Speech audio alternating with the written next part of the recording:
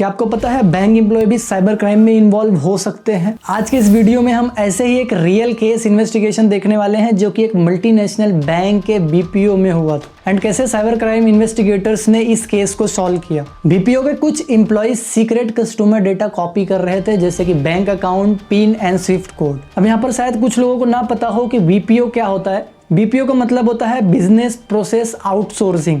मतलब कुछ कंपनीज या कुछ बैंक्स जो काम खुद नहीं कर सकते या फिर कुछ चीज़ें किसी थर्ड पार्टी कंपनी जो उस काम को करने में कैपेबल है उनको दे देते हैं। मतलब अपनी कुछ प्रोसेस किसी थर्ड पार्टी कंपनी से कराई जाती है, यही बीपीओ होता है। एंड इसी बीपीओ के कुछ एम्प्लॉयज डेटा कॉपी कर रहे थे, जैसे कि मैंने बताया pin number, account number and Swift codes. And ये लोग क्या कर रहे थे कि नेट कैफे में जाके फेक अकाउंट्स बना के उससे इलीगल ट्रांजैक्शंस कर रहे थे किसी अदर अकाउंट्स में। मतलब जिन कस्टमर्स का डेटा ये चुराते थे उन्हीं कस्टमर्स के अकाउंट से वो पैसा ट्रांसफर करके किसी दूसरे अकाउंट में इलीगल तरीके से ट्रांसफर कर देते थे।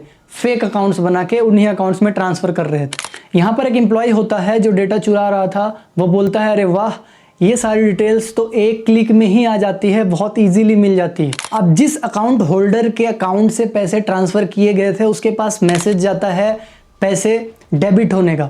तो वहां पर वो चेक करता है एंड बोलता है कि मेरे अकाउंट से ऐसे ही पैसे गायब हो जाते हैं, मुझे कुछ समझ में नहीं आ रहा। अब वो अकाउंट होल्डर डायरेक्टली बैंक के पास जाता है, बैंक में कंप्लेंट रजिस्टर्ड होती है एंड आईटी और साइबर सेल अलर्ट होती है। सबसे पहले सर्वर लॉग की डिटेल्स निकाली जाती है, यानी जिस बैंक से ट्रांजैक्शन हुआ था उसके सर्वर के लॉग्स की डिटेल्स निकाली जाती है। अब इन डिटेल्स में कुछ ऐसी डिटेल्स थी, मतलब कौन सा आईपी यूज हुआ ट्रांजैक्शन के लिए एंड कौन सा ब्राउजर एंड कौन सा सॉफ्टवेयर यूज हुआ इस ट्रांजैक्शन को कंप्लीट करने के लिए। ये सारी डिटेल्स निकाली जाती है IT and cyber cell and also cyber crime investigators के द्वारा। इन्वेस्टिगेटर आईटी टीम से कहते हैं कि सर्वर के लॉग्स चेक करो एंड अनयूजेबल जो लॉगिन एक्टिविटी हुई है उसको भी सर्च करो, उसका टाइम सर्च करो बेसिकली। अब server log and IP address से पता चलता है कि वो जो आईपी एड्रेस है वो डिटेल्स है एंड वो जो ट्रांजैक्शन है वो किसी साइबर कैफे से किया जाता है।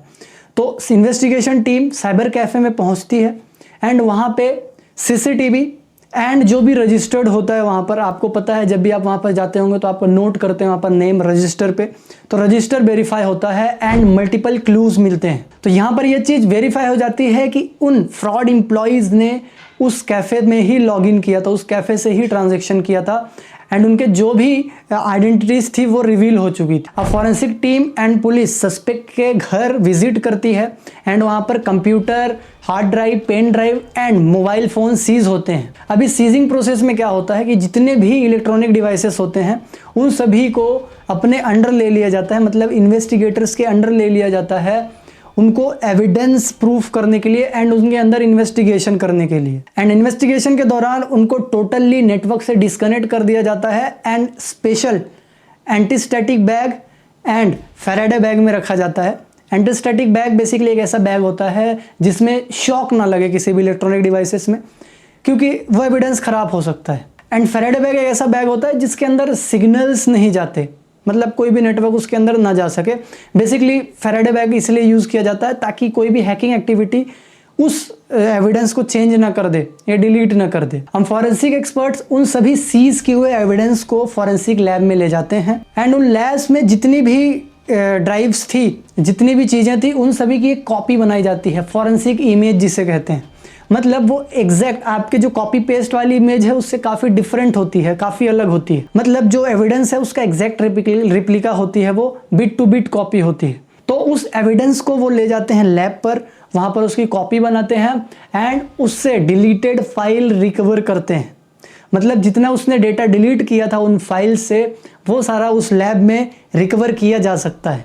तो वहाँ पर वो लोग सारी चीज़ें रिकवर करते हैं उस लैब में। देन इन्वेस्टिगेटर उसके ईमेल की हिस्ट्री भी निकालते हैं। तो यहाँ पर देखा जाए तो काफ़ी ज़्यादा एविडेंस कलेक्ट हो चुके थे इस सस्पेक्ट के खिलाफ। अब यहाँ पर जो डिजिटल एविडेंसेस मिलते हैं, यहाँ पर मैं बहुत बार डिजिटल एविडेंस बोल रहा हूँ तो शायद कुछ लोगों को ना समझ में आए, मैं एक्सप्लेन कर देता हूँ। डिजिटल एविडेंस बेसिकली कुछ सबूत होते हैं, जैसे अगर कोई नॉर्मल मर्डर केस है या कोई नॉर्मल केस है तो उसमें जैसे रिवॉल्वर एंड एवरीथिंग, नाइफ, ये सारे सबूत होते हैं, बेसिकली एविडेंस होते हैं। वो वैसे ही साइबर क्राइम में जो सबूत होते हैं उनको हम डिजिटल एविडेंस कहते हैं। इस एविडेंस में जैसे आपका फ़ोन हो सकता है, आपका pen drive, hard drive, smart watch, कोई भी चीज़ जो डिजिटली इंटरनेट से कनेक्ट होके जिससे क्राइम किया जा सकता है ऑनलाइन तरीके से, इंटरनेट का यूज़ करके एंड डिवाइस का यूज़ करके, ये सारे डिजिटल एविडेंस होते हैं। तो डिजिटल एविडेंसेस में क्या मिलते हैं? तो डिजिटल एविडेंस में जैसे हार्ड डिस्क ड्राइव से जो डिलीटेड ट्रांजैक्शन हिस्ट्री ही थी वो मिलती है, एंड ईमेल के कुछ ट्रेसेस मिलते हैं, और ईमेल के साथ साथ बैंक की साइट की कुछ एंट्रीज भी मिलती हैं, मतलब जो चीज़ें उसने सर्च किया था वो सारी चीज़ें भी मिलती है उसके कंप्यूटर से। एंड इन्वेस्टिगेटर्स क्या करते हैं, ये सारे एविडेंस कलेक्ट करके उनकी हैश वैल्यू निकाली जाती है। हैश वैल्यू क्या होती है? हैश वैल्यू बेसिकली एक स्पेशल, हर एक फाइल के लिए एक वैल्यू होती है, एक नंबर होता है। जैसे आप हर एक इंसान का एक यूनिक आधार कार्ड होता है, यूनिक आइडेंटिटी होती है, आधार कार्ड नंबर होता है, वैसे ही हर एक फाइल का एक यूनिक हैश वैल्यू होती है। वो कुछ ऐसे दिखती है अलग तरीके से, जो आपको दिख रही होगी, कुछ ऐसे जनरेट की जाती है। बेसिकली ये कुछ टूल्स होते हैं, उन टूल्स के ज़रिए इनको जनरेट की जाती है। एंड इनकी खासियत ये होती है कि अगर कोई भी चीज़ चेंज की जाए इन एविडेंस के ज़रिए, जैसे कि मैंने कहा कि उसके ईमेल के ट्रेसेस एंड साइट की कुछ चीज़ें मिली है, ईमेल जो उसने सर्च किया था वहाँ पर हिस्ट्री मिलती है, सर्च हिस्ट्री, ट्रांजैक्शन हिस्ट्री मिलती है। अगर उनमें से कोई भी चीज़ चेंज भी कर दी है ना, एक भी छोटा सा डॉट भी एक्स्ट्रा लग गया, तो ये पूरी की पूरी हैश वैल्यू चेंज हो जाती है, टोटली चेंज हो जाती है, पूरा नंबर चेंज हो जाता है।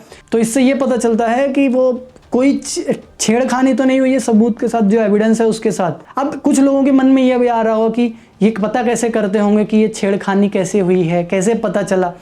तो एक्चुअल में क्या होता है कि जो इन्वेस्टिगेटर्स होते हैं, मैंने कहा कि स्टार्टिंग में बताया था कि उन लोगों ने कॉपी बना ली थी उसकी image, step by step forensic image बनाया था उसकी। तो वो फॉरेंसिक इमेज जो है वो एक्चुअल में उसी में इन्वेस्टिगेट करते हैं जिसकी कॉपी बनाई थी। जैसे लैपटॉप की कॉपी बनाई थी एंड हार्ड डिस्क की कॉपी उन्होंने बनाई थी, तो ओरिजिनल जो एविडेंस है, जैसे original hard disk, original drive, उसको एज इट इज़ रखते हैं, उसमें कोई इन्वेस्टिगेटर नहीं होती, इन्वेस्टिगेशन प्रोसेस नहीं होती। एक्चुअल में इन्वेस्टिगेशन प्रोसेस होती है वो उन्होंने जिसकी कॉपी बनाई है, जिसकी उन्होंने एक इमेज, फॉरेंसिक इमेज बनाई है, उस इमेज में इन्वेस्टिगेशन करते हैं वो लोग। तो जब वो कोर्ट के सामने जाते हैं तो वो जो ओरिजिनल एविडेंस है, जो ओरिजिनल हार्ड डिस्क है, ओरिजिनल हार्ड ड्राइव है, उसको वहाँ पर शो करते हैं, ना कि उस कॉपी को।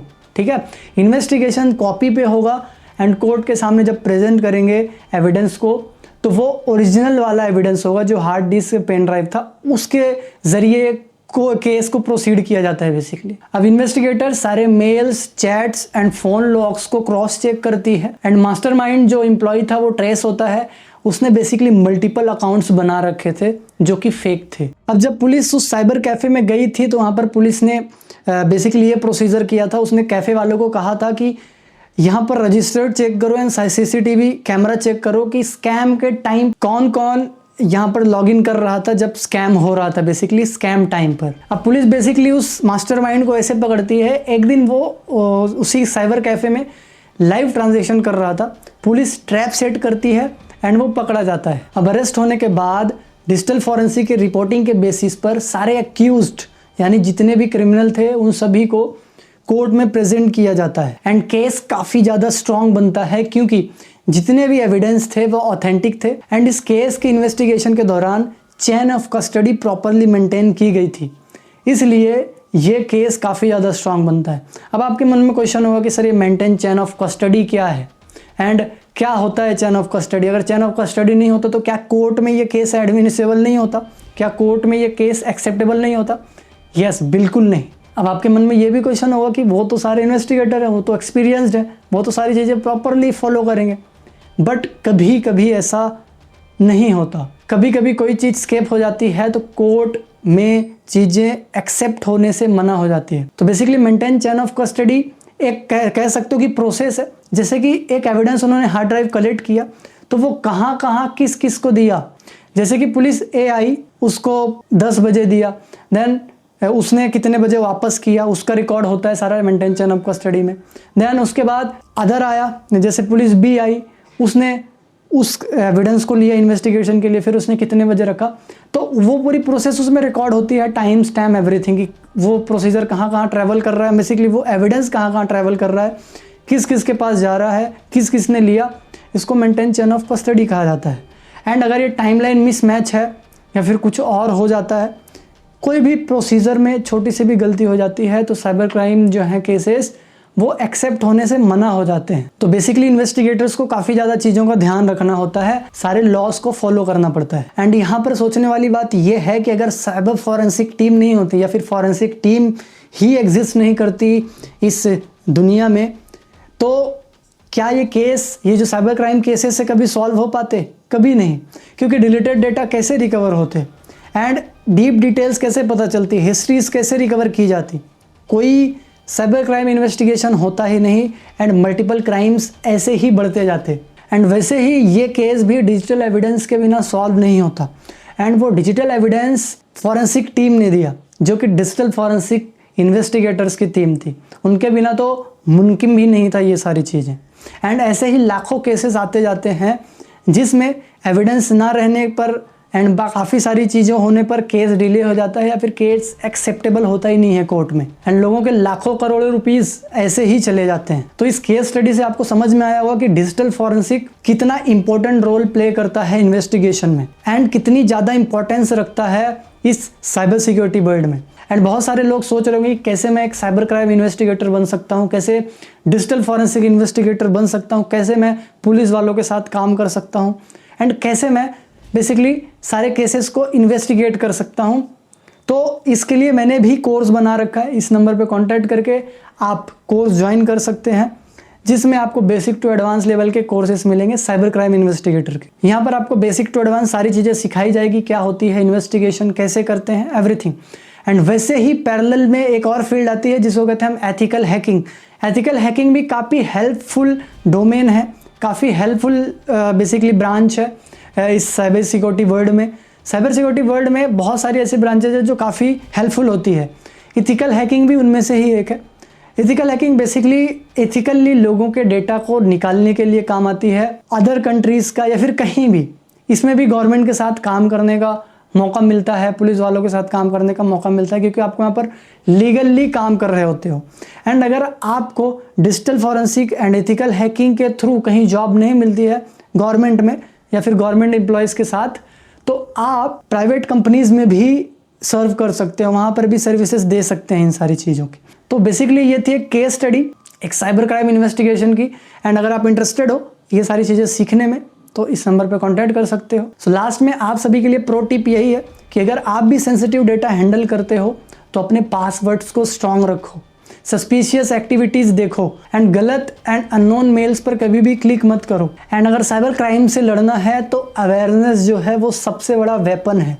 यानी अगर आप अवेयर हैं तो साइबर क्राइम्स बहुत कम होंगे, क्योंकि आपको सारी चीज़ें पता होगी। एंड आज के टाइम पर जो कि 60 to 80% चीज़ें डिजिटलाइज हो गई हैं, तो बहुत सारे लोगों को लगता है कि ये ऐसे ही चलती रहेगी, ये काफ़ी ज़्यादा सेफ़ है एंड मैं ऐसे ही यूज़ कर सकता हूँ। तो बिल्कुल भी नहीं, हर चीज़ कहीं पर भी सेफ़ नहीं है। तो मैं अपने इंडियन गवर्नमेंट से ये भी अपील करूँगा कि जो बेसिक स्कूल कॉलेजेस हैं वहाँ पर भी साइबर सिक्योरिटी के कोर्सेस इंट्रोड्यूस कराए जाएं, ताकि बच्चे बचपन से ही साइबर क्राइम को लेके अवेयर रहें, साइबर क्राइम्स के लिए यहाँ पर पहले से तैयार रहें, ताकि उनके साथ कोई फ्रॉड एक्टिविटीज़ ना हो सके। एंड हमारे इंडिया में बहुत सारे लोग ethical hacking cyber security courses इसलिए करते हैं क्योंकि जॉब लेना है। नहीं, जॉब लेने के लिए नहीं, आप ये कोर्सेस सेल्फ अवेयरनेस के लिए भी कर सकते हो, क्योंकि अगर आपको पता होगा कि कौन सी चीज़ें कैसे काम करती है तो आप उन गलतियों को कभी नहीं दोहराओगे जिसके वजह से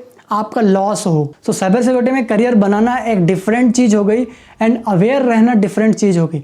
आप दोनों ही केसेस में साइबर सिक्योरिटी को सीख सकते हो। एंड आज के इस वर्ल्ड में आपके पास अवेयरनेस तो होनी ही चाहिए, आपके पास नॉलेज होनी ही चाहिए, क्योंकि आप 60 to 70% इन्वॉल्व हो जिस चीज़ में, जैसे डिजिटलाइज वर्ल्ड में फ़ोन है आपके पास, लैपटॉप है, इंटरनेट है, काफ़ी सारी चीज़ें हैं।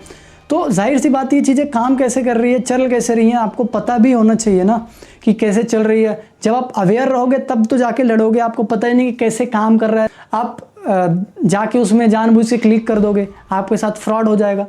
आप अगर अवेयर नहीं रहोगे तो 90% चांसेस है आपके साथ फ्रॉड हो जाए, ठीक है, क्योंकि लिंक कहाँ जा रही है, लिंक्स को कैसे चेक करना है, ये सारी चीज़ें किसी को पता ही नहीं होता।